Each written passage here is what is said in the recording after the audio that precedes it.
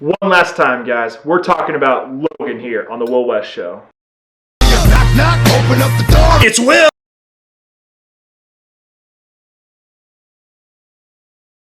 So like I said, guys, we're tackling Logan. This is the final Wolverine movie with Hugh Jackman in the lead role as James Howlett, Logan, Wolverine, whatever you've known him as over the past 17 years. This is his final performance as Wolverine. We also have Patrick Stewart here as Professor X. We have a newcomer in Daphne, I forget her last name, but she's a little 7-8-year-old girl playing X-23. And there's so many other people in this movie too, and this movie was so good, guys. I'm not gonna lie. I'll admit right off the bat, I'm not the biggest X-Men fan. Like, Wolverine's kind of broodiness is kind of like, I'm like, okay, like, cool, whatever. But Hugh Jackman in the role and just this series of X-Men movies has got me hooked. It's got some cool characters and some cool concepts and cool stories, but I just never really gravitated towards it until these movies came out. X2 got me hooked. We tackled more about Wolverine and some more like mythos with all the characters, and I was like, oh my god, I gotta have more. And now we're finally kind of capping off that series and the old cast with this movie. And I gotta say, like, right off the bat, Hugh Jackman, he brought so much to this role for 17 years. Like, he's been in that role longer than Christopher Reeve has been Superman. If you can even fathom that, that's insane. That's crazy. Right off the bat, Hugh Jackman is just freaking killing it in this role again. I mean, I don't want to fanboy over him. Hugh Jackman is a wonderful, great actor, but like he just brought something even more here. He's like all like haggard and getting old. He's just kind of keeping to himself. Everyone he's known and loved has died, and he's like becoming a taxi limo driver. And some thugs are trying to steal stuff from him. And he's like, "Oh, guys, like, come on, like, don't do that. Like, you're gonna need like this tool if you're gonna get those off. So just like leave me alone." And they're like, "Oh, this guy's funny." They go to beat him up, and then that's when Wolverine whips the claws out. He's like, "Ah!" Like the Berserker rages back. He's killed people, and he's like being able to be Wolverine finally. Like in X-Men Origins. Yeah, that thing exists, guys. It's canon. As silly as that was, like, yeah, it was a bit of a cartoon, but we got to see Wolverine be Wolverine a little bit. It's Wolverine, the second one in the Wolverine movies, and we get to see him like messing with ninjas, fighting the Silver Samurai, and just like that training sequence alone was awesome. And there was a little bit more blood if you got the unrated cut. And then we finally get to this one, and then like I swear I heard like 5 or 6 fanboys in my screening go, "Oh God, yes! Oh jeez!" Like, pretty much, like, that's how everyone was. Every time, like, those claws came out and he was fighting, holy crap, like, he was ready. Patrick Stewart, awesome. I don't think I've seen Professor X like this ever in a movie.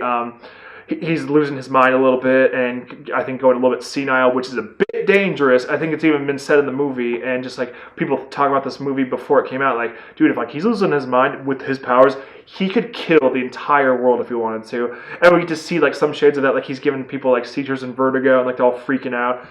So Wolverine's been, like, taking care of him. They've been like staying on the border with Caliban, who's like been making sure that Nook can know what their mutants are about, and just taking care of him while Wolverine goes off to get medicine for him and just like make money so they can go off in a ship so that they can't hurt anyone.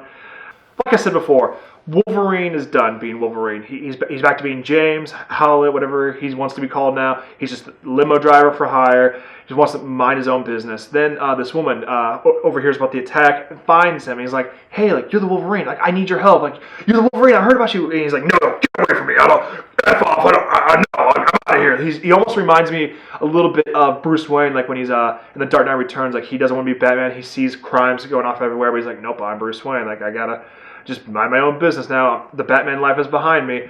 And then the main guy from the Reavers finds him, and he's like, "Hey, have you seen this chick? She's looking for you. She stole something of mine." He's like, "I don't know what the F you're talking about. Get out of my hair." And he's like, "Okay, but like, here's my card, blah, blah, blah." Like, "Oh, I'm a big fan. Also, I know about Professor X." He's like, "Oh shit." He's like, "Dang it, like, damn it, I gotta get out of here, do my own thing." And then like the adventure sort of begins, right? He gets a hold of X-23. She actually stows away on one of his limos.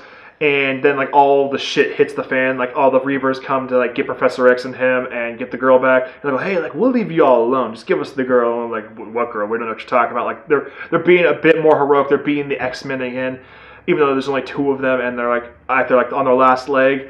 X-23 needs to get to this place called Eden. It was a place mentioned in the comic books, but it's also a real place too. Wolverine says that's fiction. I'm not taking you there. We're going to do our own thing. Like, screw that stuff. We're not doing it. F it. We're not doing it.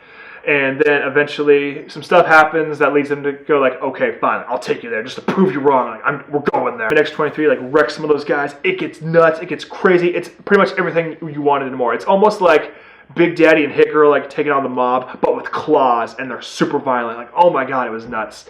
But like Wolverine is like being able to be Wolverine finally with that rated R rating over there. There was a lot of cool surprises, and just it's more of a personal story. There's no like fucking beams in the sky, and there's no like, oh crap, aliens are coming, we gotta stop them. It was just like Wolverine's like final send off, more of a, like a family relationship movie, like with a relationship with Professor X, his new father-daughter relationship with X-23, and just like, what does it mean to be Logan and to be the Wolverine? There's so much stuff here. It's like, I get why it's getting compared to The Dark Knight a little bit right now. So now let's head to the rating, guys. So, even though I've been praised this movie, it's really good.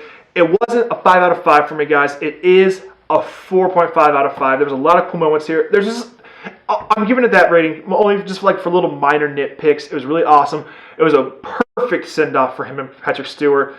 And it's just almost a nice companion piece to Days of Future Past if you want to combine those two as like almost a send-off to the old cast and the old franchise until we get to this new one that's apparently starting up. But what did you guys think? What's your favorite performance of Hugh Jackman as Wolverine? Let me know in the comments below. I've also had a few other thoughts about this movie that I discussed with my other friends at Film Jedi Masters with James and Kyle. We tackled this movie ad nauseum. I'll send a link either in the end of this video or down below. So go check him out as well. I know he could use the help and use some subscribers. So if you like me, I know you're going to like him. But that's about it for me, guys. When there's a will, there's a way. And thanks for watching.